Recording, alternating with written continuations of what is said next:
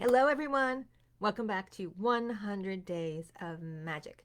We are on day 39 of our epic adventure. Today, we're going to be planning how to put together a spell for discernment. My name is Donna Woodwell. I'm the organizer of this space, the Crossroads of Magic and Mastery, where you can come and share your journey with other like-minded souls. That means if you're just learning, you can come, ask questions, share your experiences, and find out how other people have similar kinds of experiences. We all learn better when we're learning together. Or if you happen to be a practitioner yourself, you get to swap tips, tricks, and ideas with other practitioners. And if you happen to be a content creator, you can share what you are creating. Unlike a lot of other groups, I wholeheartedly encourage people to put up their blog posts, to put links to their book announcements, to put links to their teleconferences or their classes or whatever else you are doing to help bring more light into the world. And if you're working on that level, you want to help people, here is a good place to share what you are doing. Hello, Mary. Hello, Jackie. Hello, Boris. I'm glad you're all here today. We are actually working on planning Jackie's spell for discernment today. So I'm going to go through the steps that I usually have to go through when planning what I want to do for my own spells if I'm being formal about it. As many of you have discovered through your own practice, this is a natural process. And since it's a natural process, it happens automatically, sometimes when you're not even planning for it to happen. Just by beginning to direct your intention in a clear way to what you want, the universe begins to move around you and align in that direction, because that's what it is to be part of a living, moving, conscious cosmos. We all affect one another this way. So, Jackie, I'm so glad you're here today because you can actually answer some questions live. Just remember, I think there's a little bit of a lag between when I see your comment and when you share your comment. So I will do my best to try to keep up with you if you have things that you want to add. So, when you're putting together a spell, when you're creating a spell, just like any other ritual, they have beginnings and middles and ends. We talked about this a few days ago.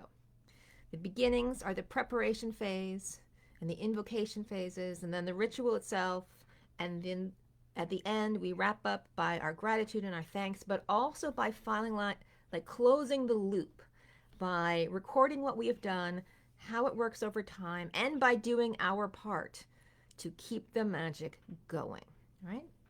So preparation. Preparation is decide what change you want to make in your world. Decide what's motivating that change so you can clarify what the intention of the spell is. Jackie's already done this.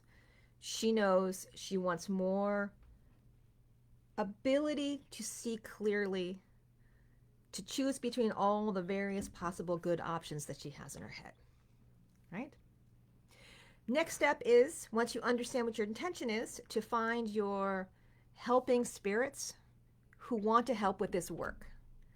That's the thing about magic. Magic is all about aligning our intention with our physical reality. The thing is, there's all kinds of beings, the spirits of the rocks and the plants and the trees, the nature spirits on this level, as well as disincarnate spirits who like doing the things that you want to do. And since they like doing the things that you want to do anyway, it makes it relatively simple to put together a team to help you manifest your desires. Think of it this way. You need to paint your living room. Who are you going to ask? The friends who like to paint, or the friends who would rather be out in the wilderness, camping? You're probably going to ask the friends who like to paint first, because not only are they going to say yes to helping you, they're going to enjoy the experience because they like to paint. So it's the same kind of thing. Knowing what you want makes it easier to choose the spirits that are going to help you and work with you. You're also more likely to get a better response from if you're going to paint your house, the people who like you the most, rather than people you just randomly see on the street and don't know you at all, especially if you're not offering, payment or pizza.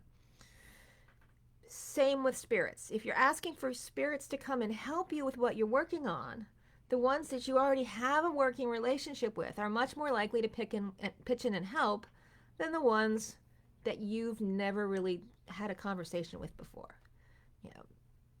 Most conscious beings in the world don't like being ordered around, especially by people they don't know. There's a thing about consciousness we like to choose. That is the nature of consciousness. We see and we choose our path through life. So, yesterday we talked about the in astrological terms, the sun is associated with discernment and being able to choose your own path. Any gods and goddesses that relate to the sun are also going to be in that family who probably want to help you. So any of the specific deities like Helios or Ra or Sunna, the Germanic god that the sun is named after in English, goddess, sorry, she's a female. And so we have choices, but also any spirits, creatures that make you feel sunny or remind you of the sun.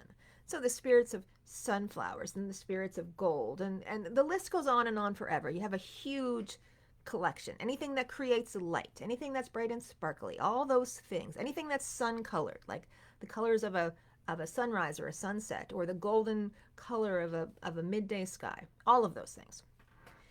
So after we understand what we want to do, and we're putting together our planet team or our team of gods and goddesses, and we're going into the world and we're seeing what natural objects, what colors, what herbs, what stones and minerals might fit for helping pull together our intentions.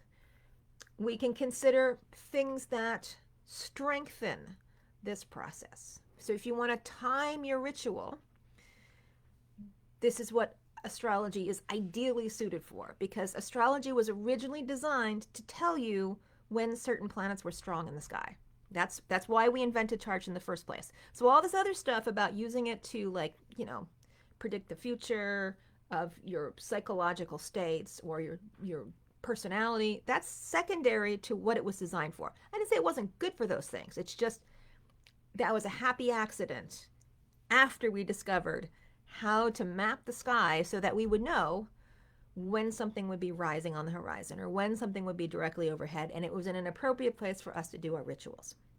So if we're working with the sun, that's actually relatively straightforward. The sun is at its most potent moments when it's rising on the horizon or it's directly overhead. So that's local noon or sunrise.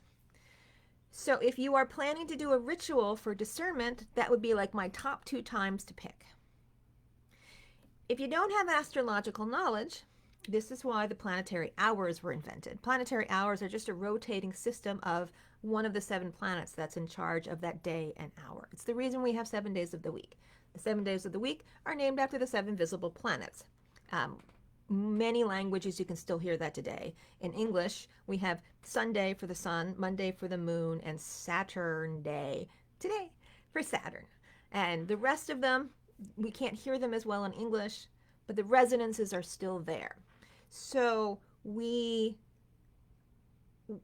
just learn to memorize, or if you have the benefit of speaking multiple languages, you will know that Mars is Tuesday.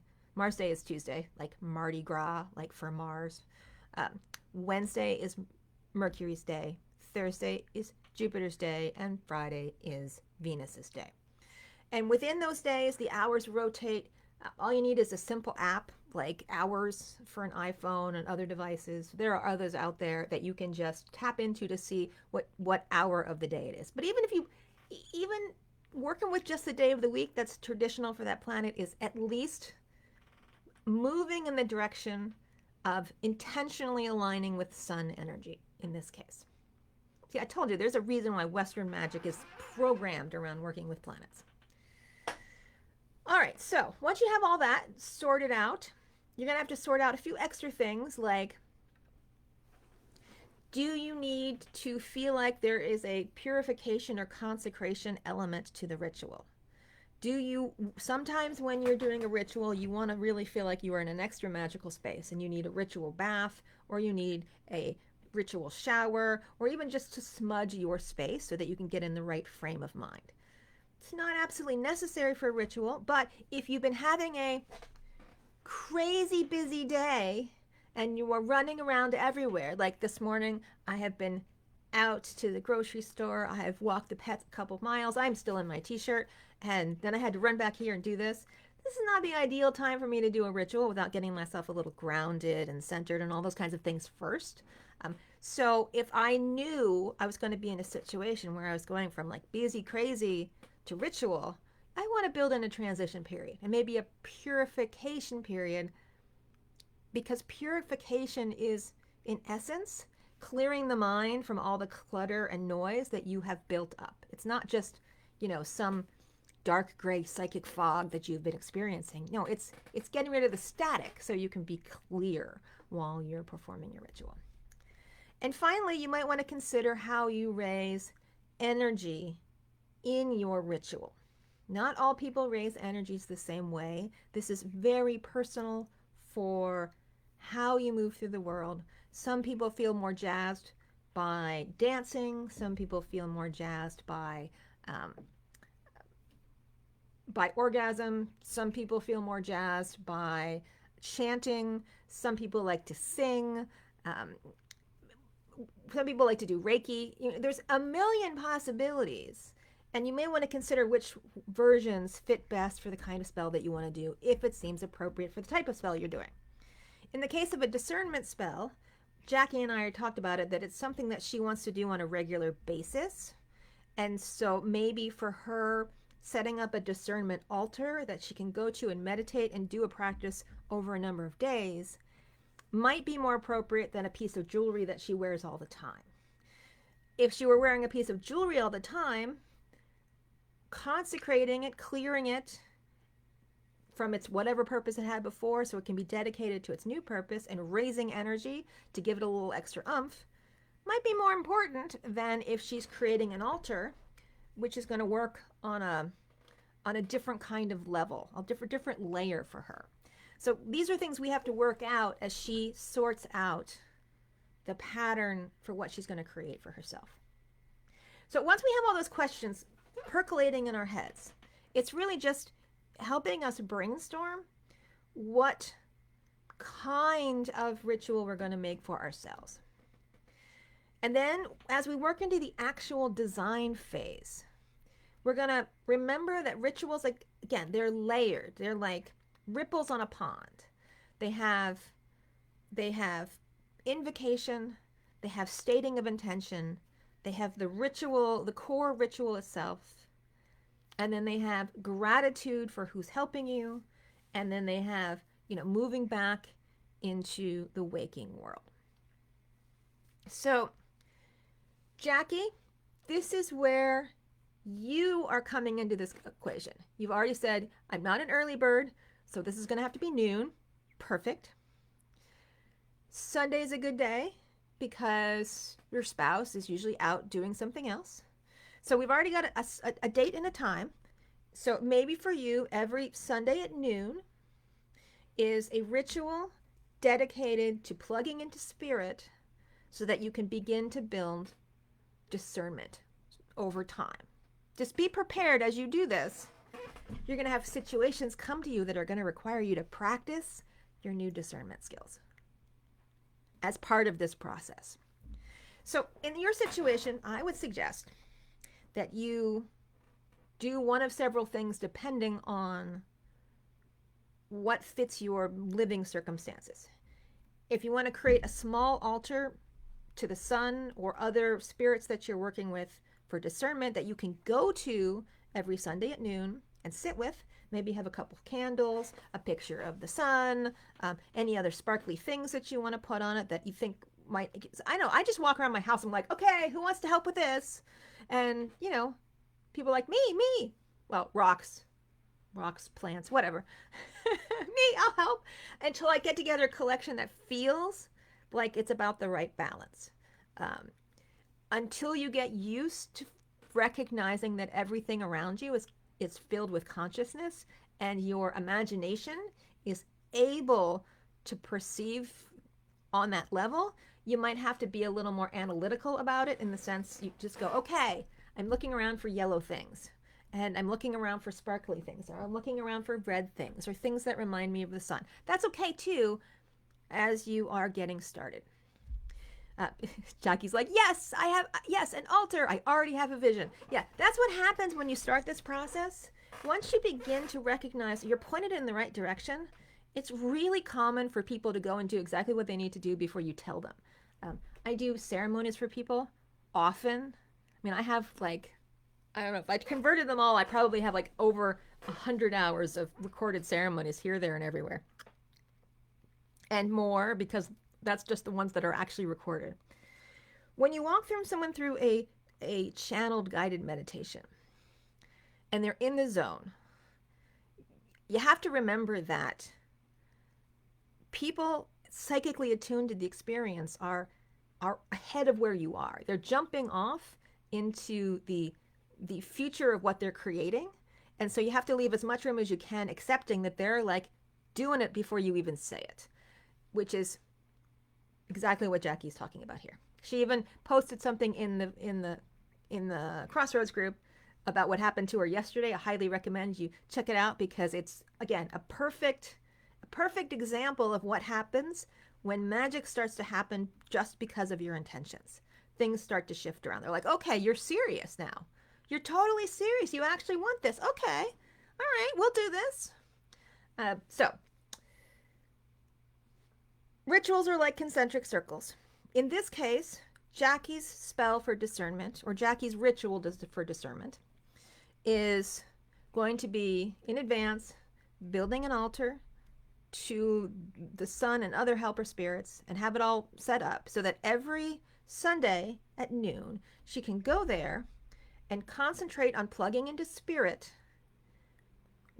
asking her guides to help her learn how to be more discerning in her life, right? And for you, it's going to be probably a simple meditation. I don't, what you're describing isn't going to be something that requires a lot of, crazy raising of energy. It's going to be really clear on that you're plugging into spirit. If you were dedicating devices or making talismans that you had to carry around with you, that might be a slightly different thing. But I think if you remember the first time you sit at your altar, that you include in your ritual, this is my space where we're going to anchor together, I think that'll be more than sufficient. When you sit down, you are going to use exactly what we do when we sit in a ceremonial context. We relax, we connect to the spirit of the earth, however you want to visualize that. We connect to the spirit of the heavens and recognize that we are at the crossroads of these two energy flows. And when you are relaxed and in a slightly alpha wave state, it is much easier to visualize. And that's what we're going for when we're doing this kind of meditation work, at least be down in an alpha state. At that point, you could, I know you're in my planetary magic course, you could either use the meditation for meeting up with the sun. If you wanted to have a guided meditation, that would be a good choice. There is a meditation in the Coven, the Sky Temple. That would be another choice if you wanted something different. Or you could just do it yourself. You don't actually need to listen to a guided meditation. You can I just know that they'll jumpstart your process. So you connect to spirit. In this context, you might feel comfortable just saying, hey, I'm here, I'm showing up, teach me, and enjoy spending time with spirit.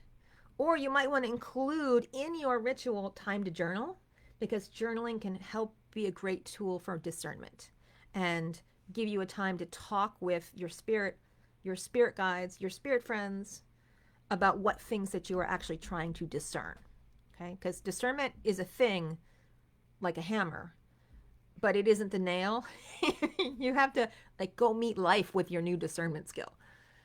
Okay, so once you do that, every time you end the ritual and say, hey, thank you to everybody who's come, and always make sure you thank everyone, because people continue to want to help you when you express gratitude for their presence. When you take them for granted, they're not as interested in you. And much about creating a witchy practice or a shamanic practice, or whatever we want to call it, is your relationship that you have with spirit, not just your own, but everybody else's. And relationships are built on gratitude in a large part. Okay? So once you've got all that sorted out,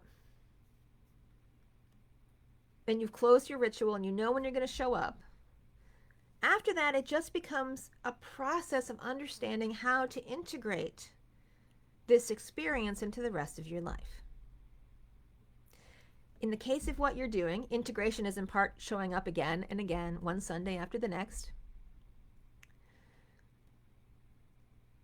Jackie says, I struggle with journaling, but I want to do it, so I'm going to bring that into. Just say you're going to only journal once a week as part of your ritual. And then you're like, okay, I am journaling. I'm journaling once a week. That's totally okay. You don't have to like, journal every morning if that doesn't work for you.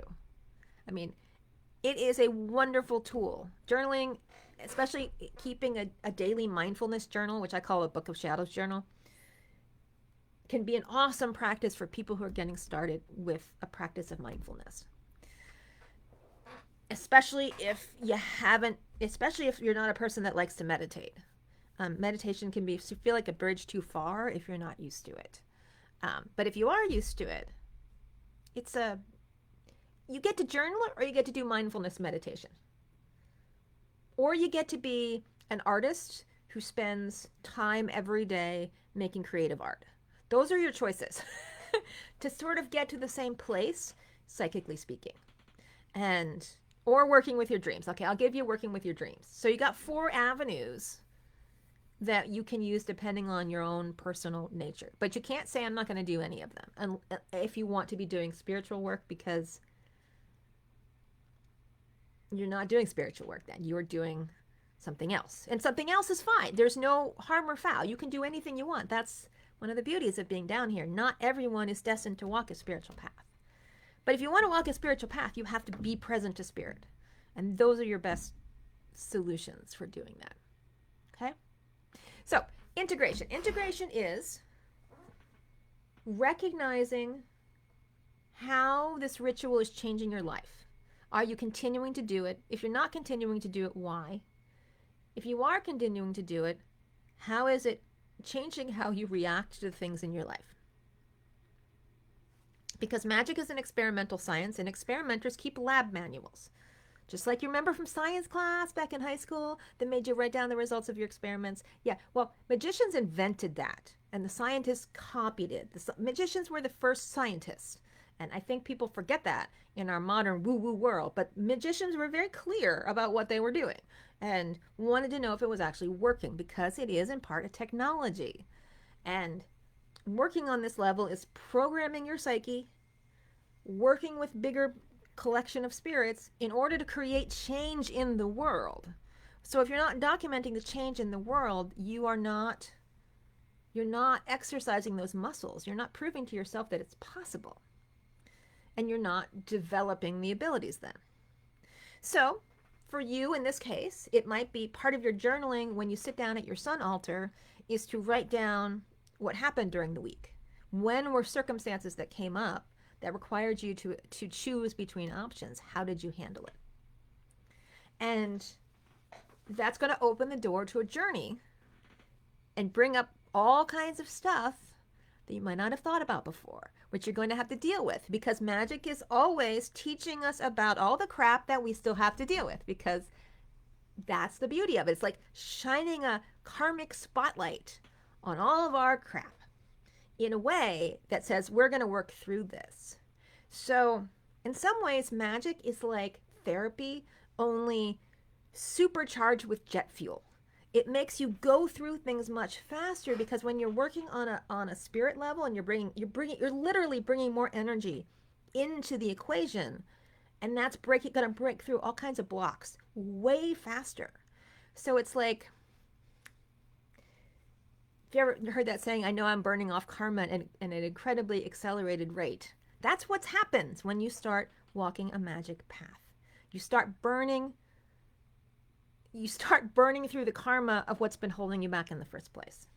And once you get through to the other side, they will just say, okay, you're ready for level 2 now. And how about level 3? And, you could be on level 85, and they'll be like, okay, 86, because the levels never stop. It's always further in and further up, to quote the words of C.S. Lewis. Okay? So, we've got a really clear idea of what Jackie's going to be working on. I think tomorrow we can talk about another way that you could do this by making a talisman or something for working on discernment. And if Jackie's got any questions that come up between now and then, I'd love to answer them.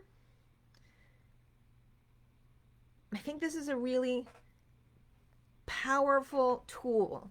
Once you learn the process of how to create your own rituals and spells, and you develop the confidence, you're like, wait a minute, I know how this works.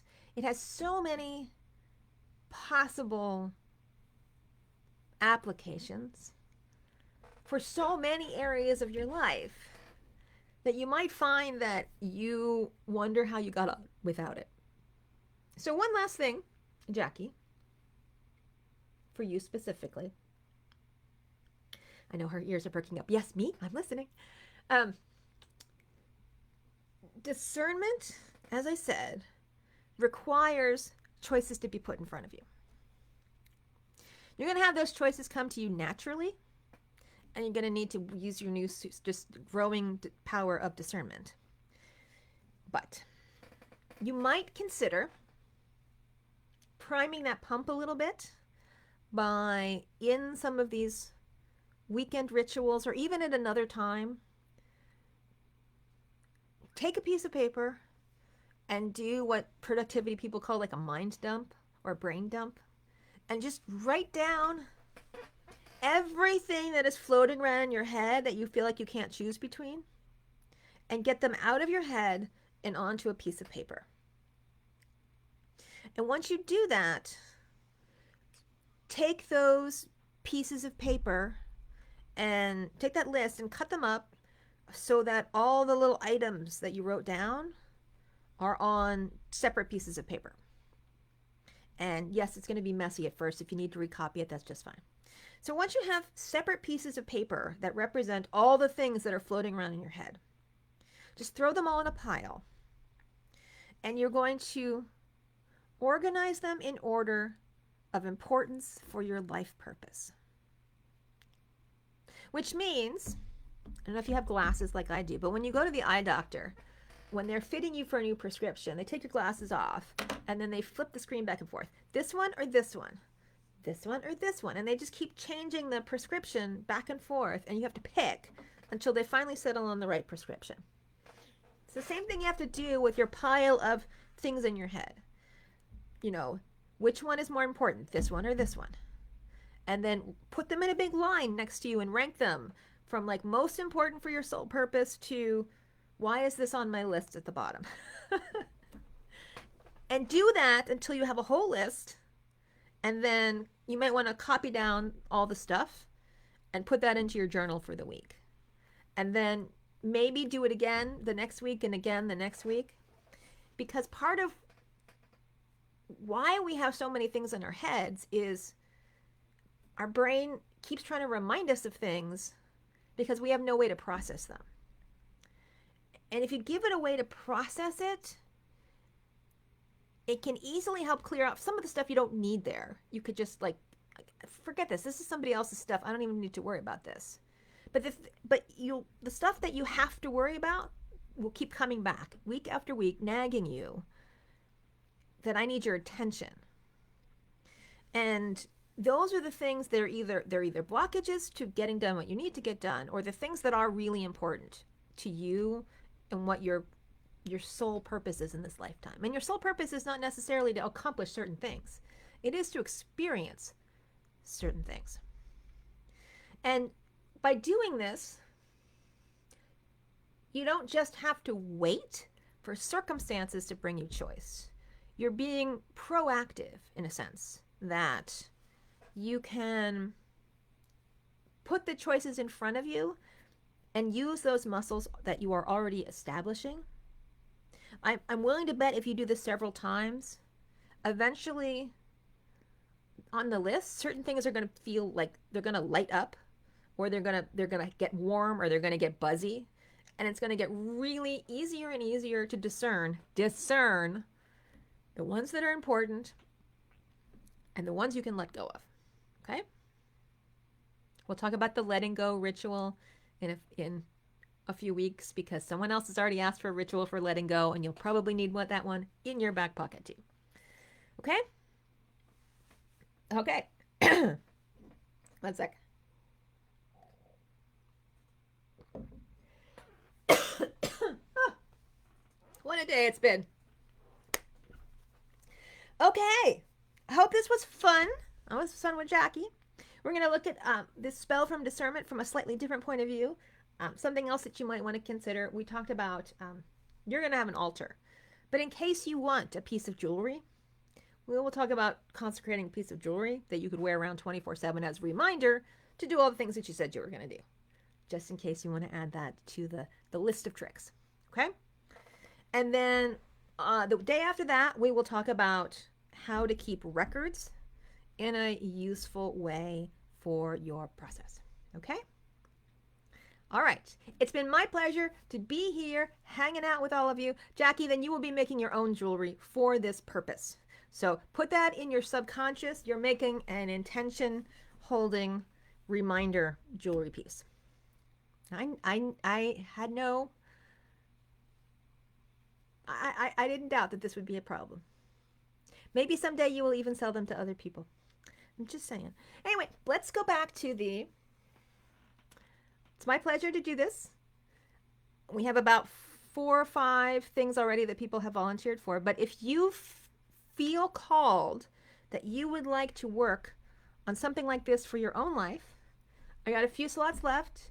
Feel free to find the post where we are talking about what you want to create for yourself, and add your wishes, desires, intentions to that list, and I will see what I can do. We won't take 4 days for them when we get better at this. I'm only going through this really, really slowly because this is the first one, and because Jackie was really brave, she's getting lots of extra loving and attention, because you get a reward for being brave. At least in my world, you get rewards for being brave. Okay? So, again, my pleasure. I'm Donna Woodwell. I own this space, the Crossroads of Magic and Mastery. I own a magic school. We eat this stuff for breakfast. I teach live, I do live ceremonies and divinations and spells at least once a week. We also have 48 some hours of recording and counting. It's a great place to come to learn if you're interested in learning magic, or if you just want to come and be with a lovely group of people and do meditations for the new moons and full moons and the sun ingresses into planets. We got you covered there too. You can find my stuff at the pinned post in this Crossroads of Magic and Mastery. I'd love to have you come and hang out with us. And until tomorrow, when we come back and talk about how you can make a talisman for discernment, I will see you later. Bye, everybody.